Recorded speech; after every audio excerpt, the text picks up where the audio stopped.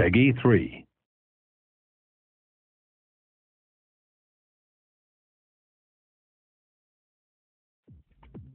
Welcome to this video on overlapping runs.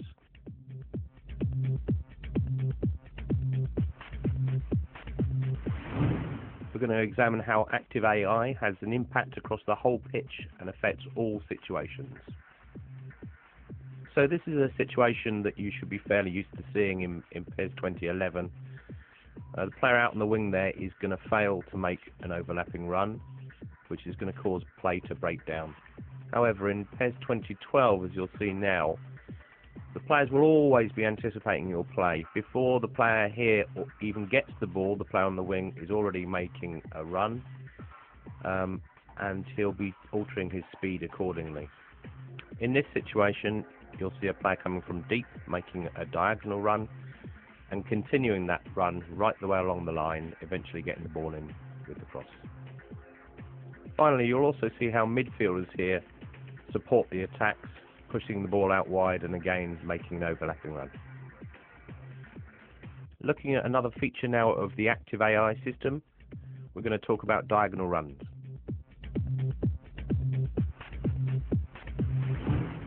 Okay, in PES 2011 we often saw this situation, a player running along the wing, failing to find the space, making a straight run and ending up in a group of players. And then when he passes it out wide, the player on the wing is going to do the same thing, ending up in a poor shooting situation. In PES 2012, by comparison, you'll see that the player makes a run here in front of the line of the defence, and that ends in a scoring situation. Here you'll see a player making a really interesting darting run between two players, again resulting with a goal.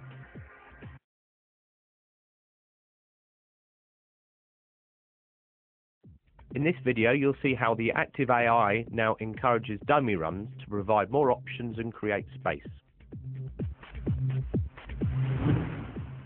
Dummy runs aren't going to be made all the time. It will depend on the situation and the player's abilities.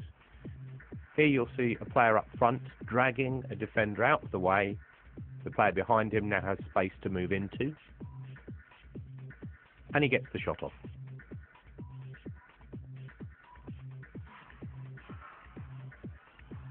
Here again you'll see the support striker making a run to drag players out of the way, and in this case he's going to leave space for the pass to be made into.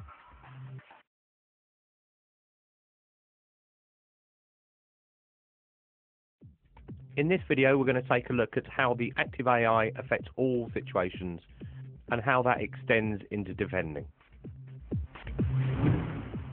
In PES 2011, you'll see here when we stop the video that the formation of teams at times could be really haphazard. You'll see here that the space in between the defensive line and the midfield line is far too big, allowing the player to drift into the space, get a shot off. In PES 2012, we're going to pause the action here, and you should be able to see that the communication between the defensive and the midfield lines is much better. So the team generally tries to hold its shape much better, and it results in less player bunching. We've already seen how the active AI affects formations and defending. Now we're going to take a closer look at how the active AI affects individual decisions. So at the top of the screen here, circled in yellow, you'll see one player marking his man there. But then he'll spot that in midfield the danger has changed, so he'll come towards the ball, and the man at right back will now fill in for his position. In the centre of the pitch here, you'll see the defensive midfielder holding up play, and then further back you'll see other players are continuing to mark the dangers, which is cutting out the possibilities.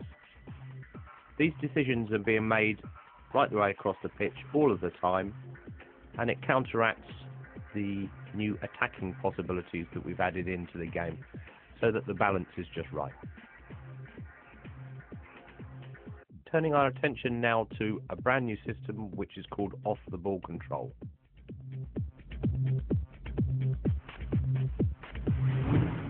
In the past, we've made piecemeal improvements to throw-ins or penalties rather than making sweeping changes.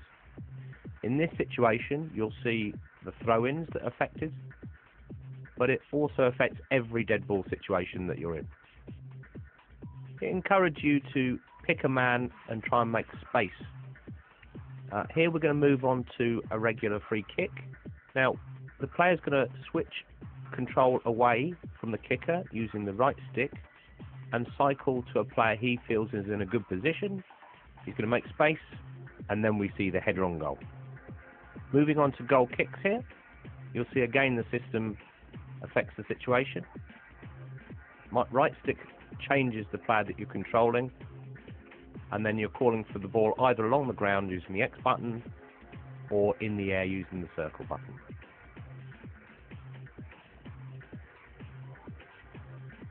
Here we see the system being used for a corner situation.